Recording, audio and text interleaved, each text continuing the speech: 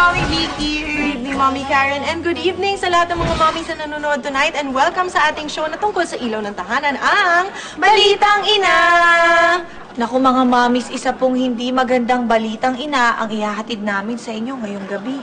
Oo nga, Mommy Karen, dahil tungkol ito sa isang nanay na nasasangkot ngayon sa isang kasong child abuse dahil sa pananakit nga sa kanyang anak.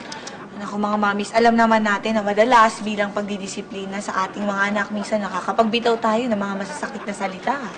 Kaya mga mommies, dapat dahan-dahan lang tayo sa paggamit ng mga masasakit at makapanlait na salita sa ating mga anak kung ayaw nating matawag na pag-alipustang ina.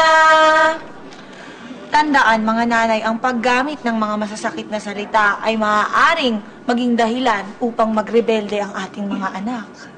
Opo, kaya po sa mga nanay, iwasan po natin magbitaw ng mga masasakit na salita.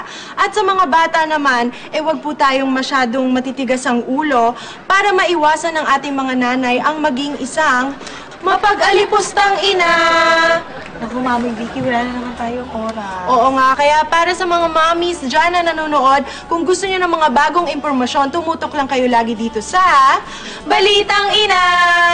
At para naman po sa mga mommies na maagang natutulog sa gabi, mapapanood niyo po ang aming replay bukas ng umaga, ang Balitang Ina nyo rin! Ako po si Mami Karen. At ako naman po si Mami Vicky at ito ang Balitang Ina! Grabe!